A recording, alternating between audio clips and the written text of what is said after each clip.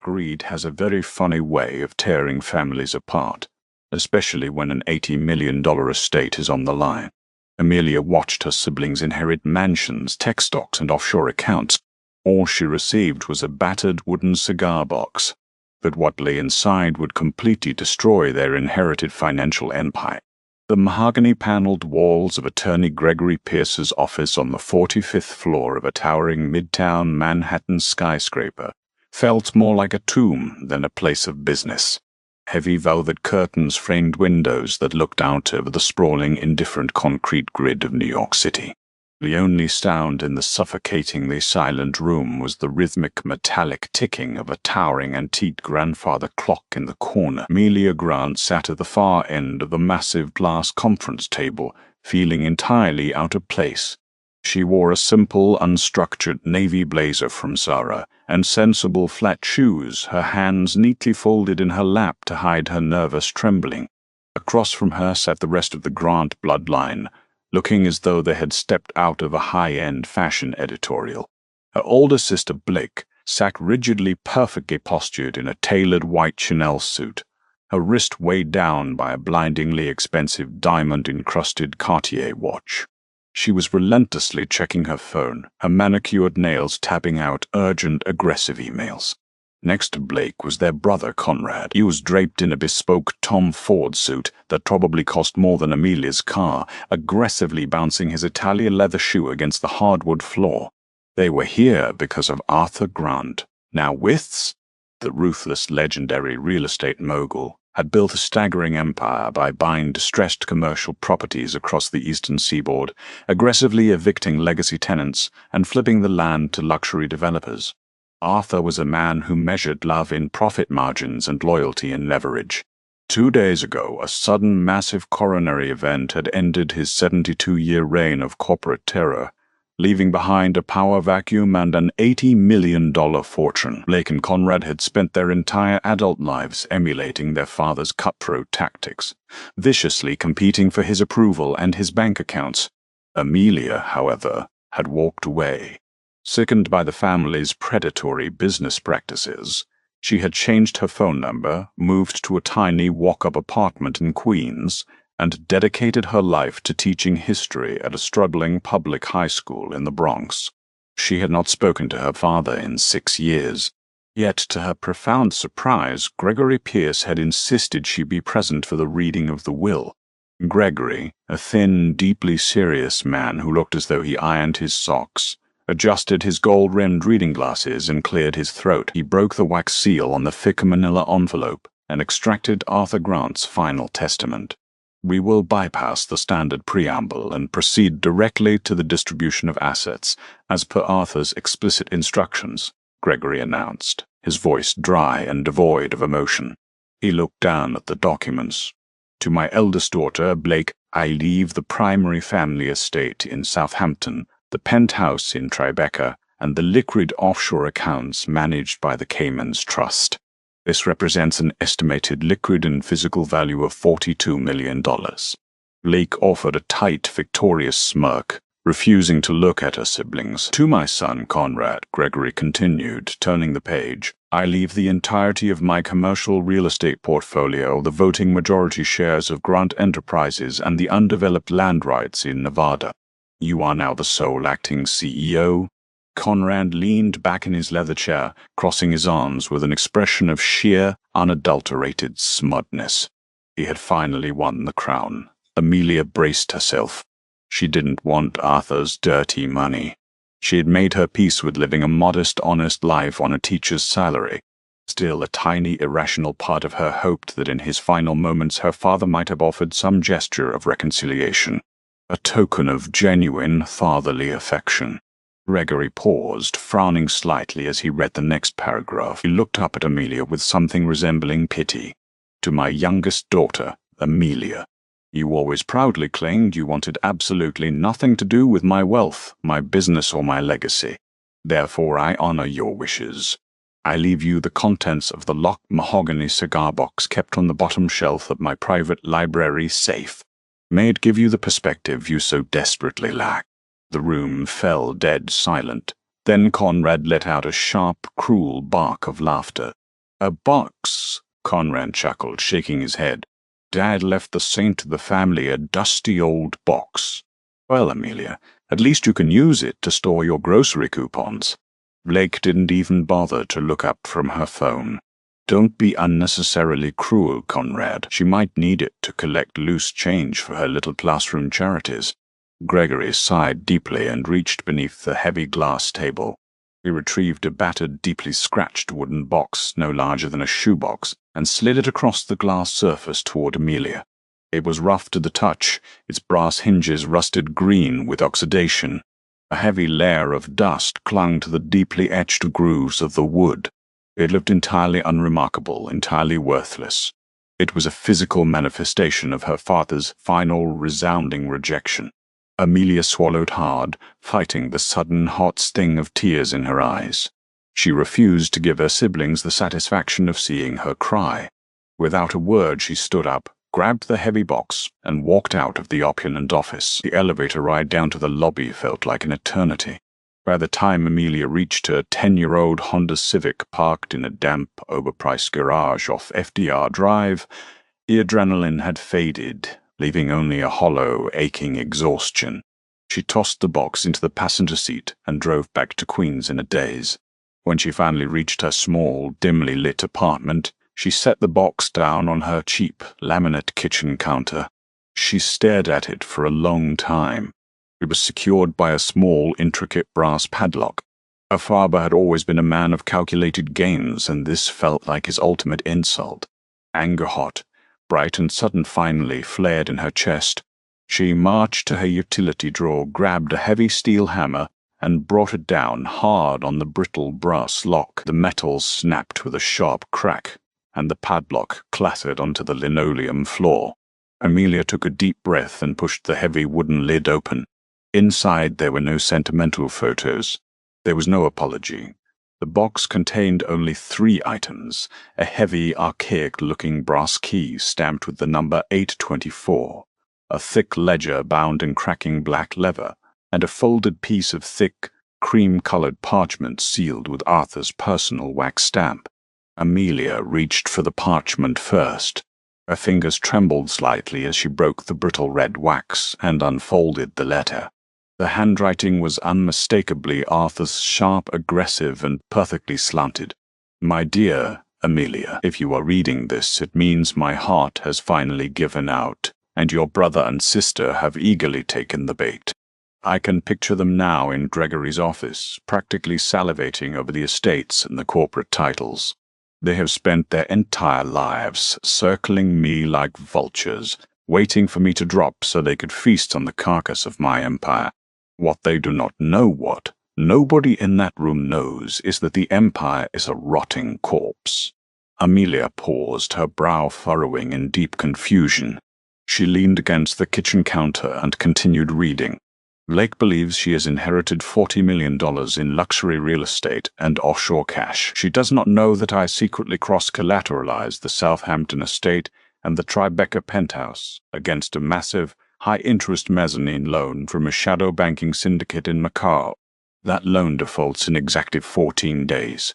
Furthermore, the Cayman's accounts she is so eager to access were quietly flagged by the Department of Justice last Tuesday for gross tax evasion.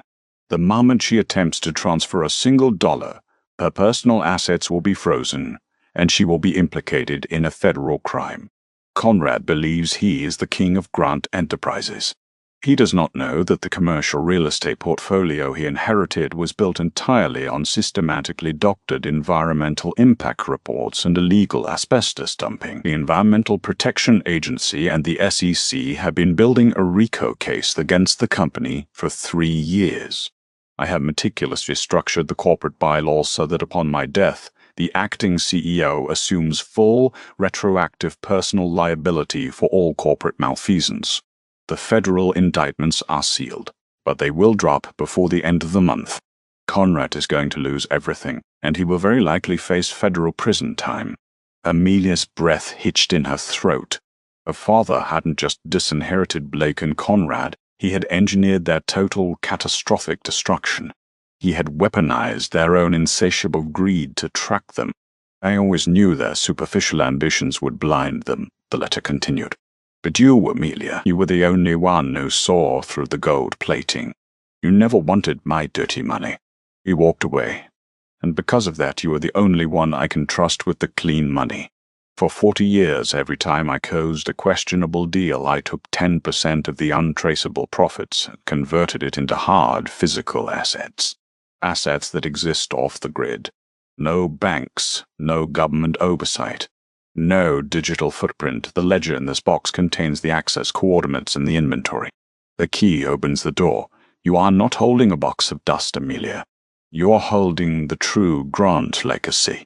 What you choose to do with it and what you choose to do about your siblings is entirely up to you. Forgive me or damn me. The board is yours to play. Arthur. Amelia dropped the letter. Her mind was spinning. She picked up the black leather ledger and opened it carefully. The pages were filled with meticulously handwritten entries dating back to the late 1980s. Lists of serial numbers, weights in ounces, and dates. On the very first page, a single address was written in bold red ink, 442 Van Brunt Street, Red Hook, Brooklyn. Unit B, down. She didn't wait. She grabbed her coat, shoved the key and the ledger into her bag, and ran back down to her car. The drive to Brooklyn was a blur of neon lights and heavy traffic. Red Hook was a gritty, industrial neighborhood on the waterfront, a chaotic mix of active shipyards and abandoned brick warehouses. Amelia found the address easily enough. It was a massive, dilapidated brick structure with faded, peeling paint that read, Holloway Textiles. The windows were violently shattered, and the heavy metal rolling doors were covered in layers of aggressive street graffiti. It looked entirely abandoned. Amelia parked her car a block away and approached the building on foot, the cold wind whipping off the East River. She found a heavy steel side door marked Unit B.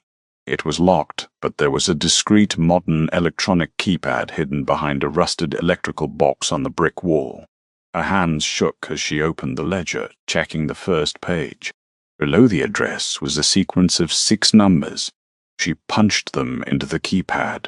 A heavy mechanical clunk echoed from deep within the steel door. It clicked open. Amelia stepped into the darkness, using her phone's flashlight to guide her way. She was standing in what looked like an old freight elevator shaft, but the elevator car itself was sleek, modern stainless steel, completely at odds with the decaying brick building. She stepped inside. There were no buttons, only a single brass keyhole set into the brushed metal control panel. She retrieved the heavy brass key stamped 824 from her pocket and slid it into the slot. She turned it. The doors slid shut with a quiet, expensive hiss, and the elevator began to descend. It moved fast, dropping far below the street level, deep into the bedrock of Brooklyn. When it finally came to a smooth halt, the doors opened to reveal a brightly lit, sterile, climate-controlled corridor. At the end of the hall stood a massive, circular steel vault door, the kind used in Federal Reserve banks. Amelia approached the vault. The heavy steel wheel was already unlocked, resting slightly ajar, as if waiting for her.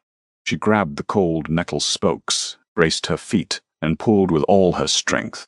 The massive door swung outward silently on its perfectly oiled hinges. Amelia stepped inside, and her phone slipped from her numb fingers, clattering onto the polished concrete floor.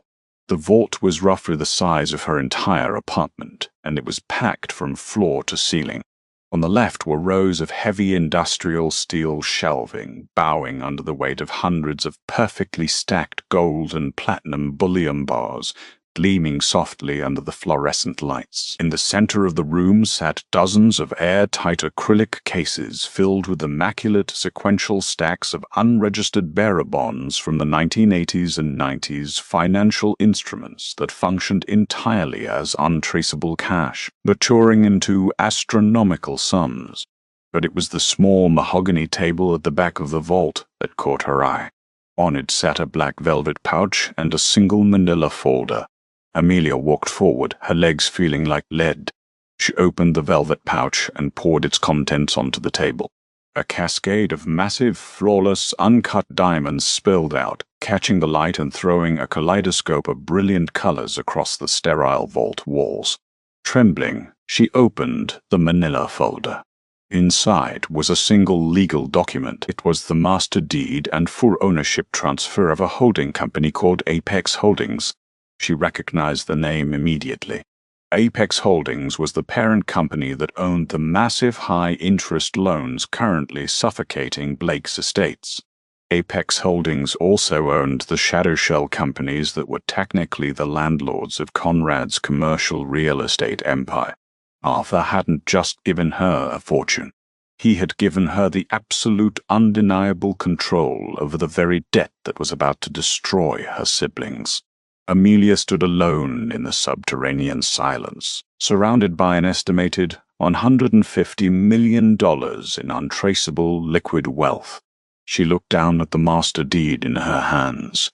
She thought about Blake's sneer. She thought about Conrad's cruel laughter about her grocery coupons. She was no longer the disinherited outcast. Amelia Grant had just become the most powerful person in the city, and she was holding the loaded gun that her siblings had blindly pointed at their own heads. Exactly 14 days after the reading of the will, the Grant empire collapsed with terrifying speed. Conrad was standing by the floor-to-ceiling windows of his corner office, sipping a $200 glass of scotch and admiring the Manhattan skyline, anticipating a wildly profitable quarter. He had spent the last 2 weeks aggressively restructuring the company, firing legacy employees, and pushing through 3 highly questionable commercial developments. His phone buzzed on his mahogany desk. It was his executive assistant, sounding completely hysterical. Before Conrad could demand to know why she was shouting, the heavy glass doors of his office were violently pushed open. Half a dozen men and women in dark windbreakers emblazoned with the bright yellow letters of the FBI and the SEC flooded into the room. Leading them was Special Agent Jonathan Miller, a stern, unsmiling man who looked entirely unimpressed by Conrad's bespoke suit and corner office view. "Conrad Grant?" Agent Miller asked, though it was not a question. He slapped a thick stack of federal warrants onto the polished wood of the desk. "We are executing a raid on this premises. We have sealed indictments from the Department of Justice regarding systemic environmental fraud, illegal hazardous waste disposal, and corporate racketeering. You are instructed to step away from your computer, surrender your passport, and contact your legal counsel immediately." Conrad's scotch glass slipped from his fingers, shattering onto the expensive Persian rug. "This is absurd," he stammered, his face draining of all color. "I just took over this company. You have no grounds to raid my offices.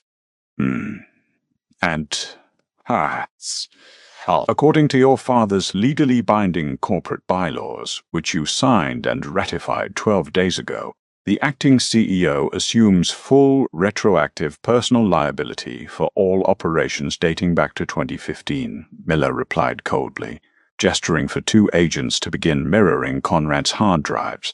"You're in the mess now, Mr. Grant. All of it." At that exact moment, 60 miles away in Southampton, Blake was experiencing her own personalized nightmare.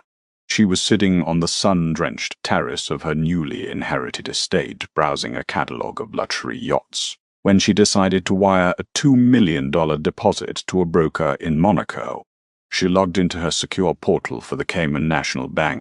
A stark red error message filled the screen. ACC count suspended.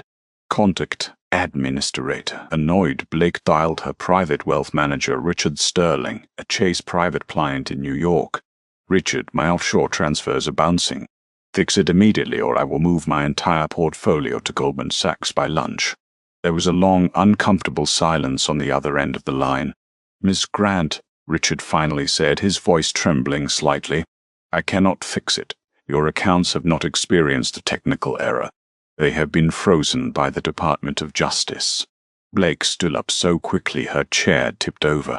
"What are you talking about?" "The DOJ flagged the Caymans Trust for gross tax evasion and international money laundering," Richard explained, sounding as if he were reading from a legal script. "Because you legally claimed those assets last week, you are now the primary target of a federal investigation." Furthermore, Miss Grant, the mezzanine loan on your Southampton and Tribeca properties has defaulted. The grace period expired at midnight. Defaulted? Blake shrieked, her perfectly manicured nails digging into her palms. Pay it out of my domestic accounts. Your domestic accounts are frozen under the BOJ injunction, Richard said apologetically. And the shadow syndicate holding the mortgage a firm called Apex Holdings has just called in the entire debt. They are demanding immediate payment in full, or they will begin foreclosure proceedings on all your properties by tomorrow morning. I am sorry, Blake, you are completely illiquid. You have nothing. Panic, cold and suffocating, gripped her chest. Over the next 48 hours, the siblings desperately scrambled to save themselves. Conrad hired a team of $2,000 an hour defense attorneys, only to learn that his father had left an airtight paper trail directly linking the CEO's office to the illegal asbestos dumping. Blake tried to secure emergency loans from her wealthy socialite friends, only to find her calls suddenly ignored. They were toxic. Their only hope was to somehow negotiate with Apex Holdings, the mysterious shell company that held the crushing debt over both their heads. Their attorneys desperately reached out to the firm's registered agents, begging for a meeting, a grace period, or a settlement. Apex Holdings responded with a single, uncompromising demand. The CEO of Apex would meet with Conrad and Blake in person on Friday morning. The multiplication would be attorney Gregory Pierce's office. Gregory Pierce's conference room felt even more like a tomb than it had 2 weeks prior. Blake and Conrad sat at the glass table, but they no longer looked like high-end fashion models. Conrad's suit was wrinkled. He hadn't shaved in 2 days, and his hands shook violently as he drank his third cup of black coffee.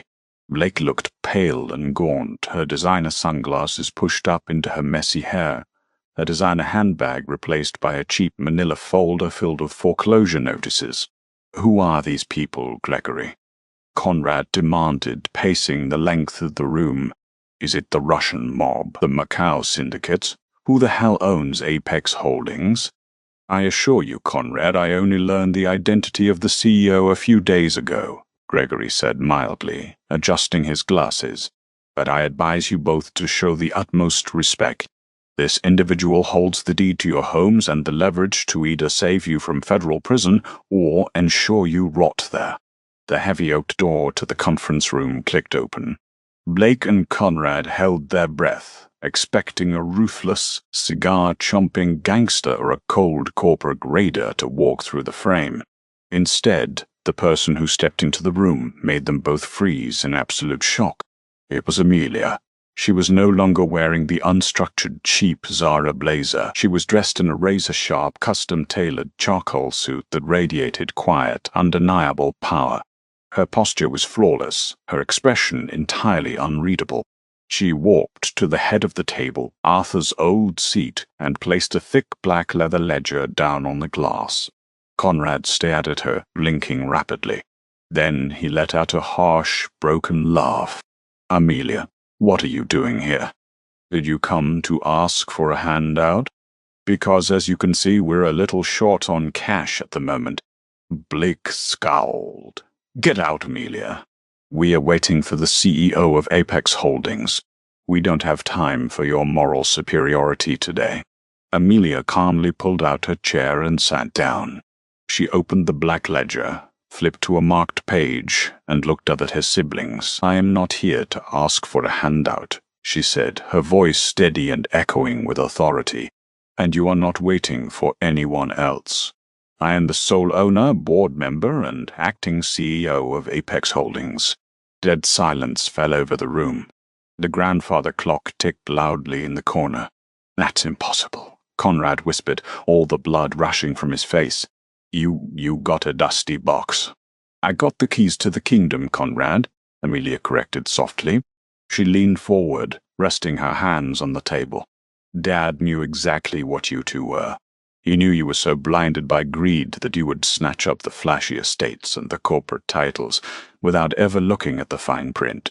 He weaponized your own ambition against you. He left you the poisoned assets, and he left me the antidote." Blake's lower lip trembled. "You You own my debt? I own the debt on your Southampton estate, your Tribeca penthouse, and the holding companies that lease the land to Conrad's commercial properties, Amelia confirmed. She pulled a stack of documents from her briefcase and slid them across the table.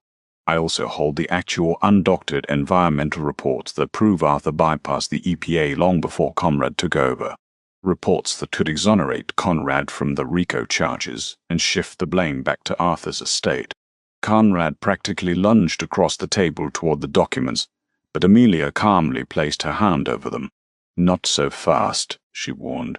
"I have the power to save you both. I can forgive Blake's loans and provide the documentation to keep Conrad out of federal prison.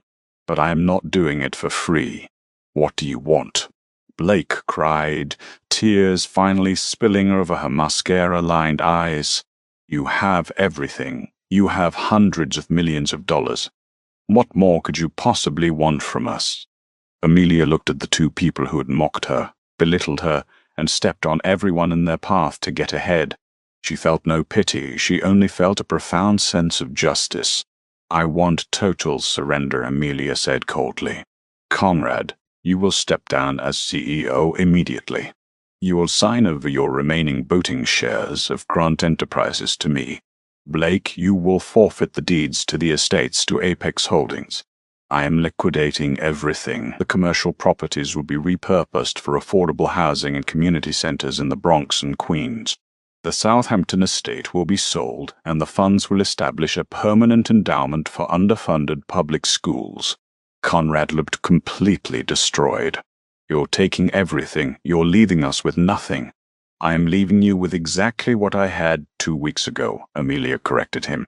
"Your freedom, and a chance to actually work for a living. I have arranged a modest trust for both of you. It will pay out exactly $65,000 a year, a standard public school teacher's salary.